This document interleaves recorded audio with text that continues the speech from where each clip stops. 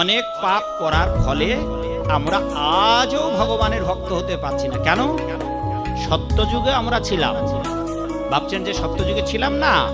আমরা সত্যযুগেও ছিলাম, ত্রেতা যুগেও ছিলাম, দাপর যুগেও ছিলাম, কলিযুগের 5000 গত হলো, আজও জগদীশপুরে।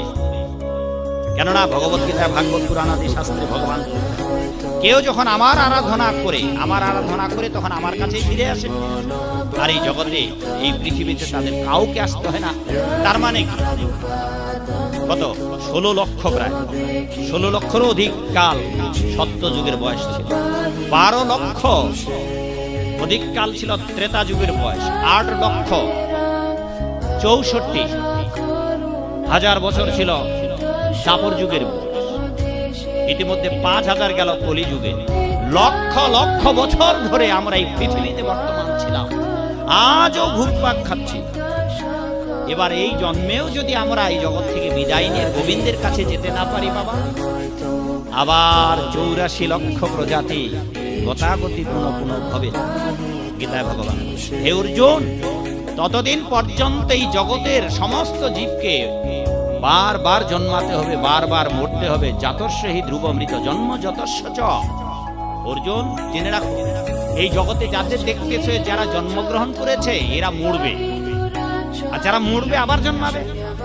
ততদিন পর্যন্ত জন্মাতেই থাকবে, মরতেই থাকবে, মরতেই থাকবে, জন্মাতেই থাকবে। যাবৎ জীবন তাবৎ মরণ, যাবৎ মরণ তাবৎ জননী জঠরে শয়ন। বারবার জন্মাবেন, বারবার মরবেন।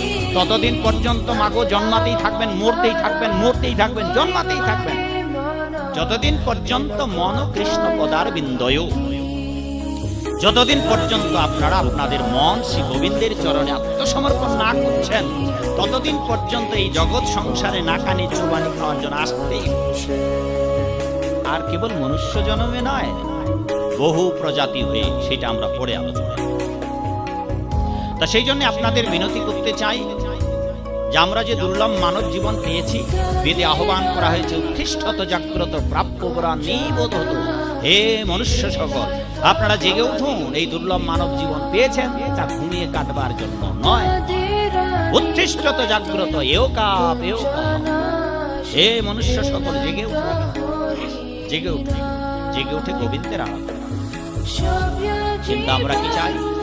আমরা শুধু how much earn money, how much families develop, how much enjoy this day, কি করে আরো আনন্দ ভোগ করব, জীবনটাকে ভোগ করব। একতলা বিল্ডিং দিয়েছে, দোতলা, তিনতলা, এই লাখ লাখ টাকা ইনকাম করছে, আরো বেশি করে কি করে ইনকাম করব, আর জীবন যৌবনটাকে আরো কি করে অটুট করে রেখে আরো সংসারটাকে, স্বামী স্ত্রী পরিবার পরিজনকে ভোগ করে থাকতে পারবে।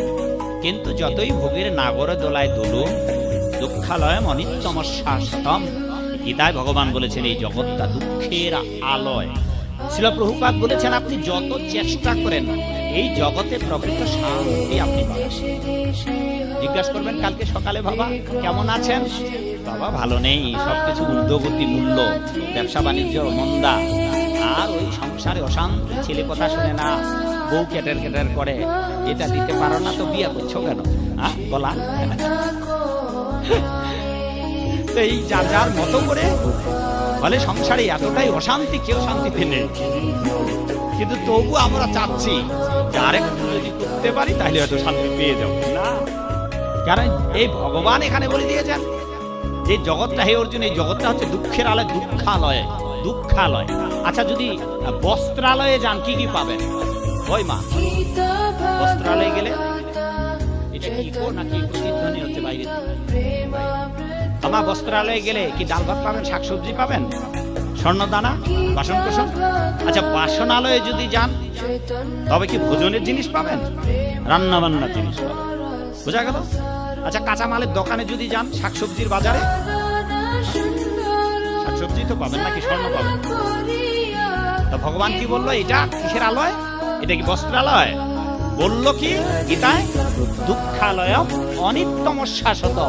এই জগৎটা দুঃখের আলয় আর অনিত্য এবং অশাশ্বত। এই মনুষ্য দেহিনাং ক্ষণভঙ্গুর, এই দেহটা কিছু কালের জন্য, কিন্তু দেহের যে দেহি আছে, আপনি আছেন, এইটা ক্ষণভঙ্গুর নয়, এইটা সত্য যুগে ছিল, ত্রেতা যুগে ছিল, দ্বাপর যুগে ছিল, কলিযুগের 5000 গেল, আজও আমরা জগদীশপুরে।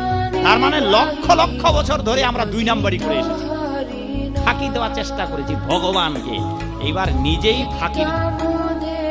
ফাঁকিতে পড়ে গেছি, ফলে আজও নাকানি চোবানি সংসারের খাচ্ছি। ভাবছি যতদিন বেঁচে আছে একটু সুখ ভোগ করি, আরে মরে গেলে পুড়ে ছাই, শ্মশানে গিয়ে মরে গেলে পুড়ে ছাই, আর কোনো জীবন নাই। বেঁচে আছো যতক্ষণ আনন্দ করো।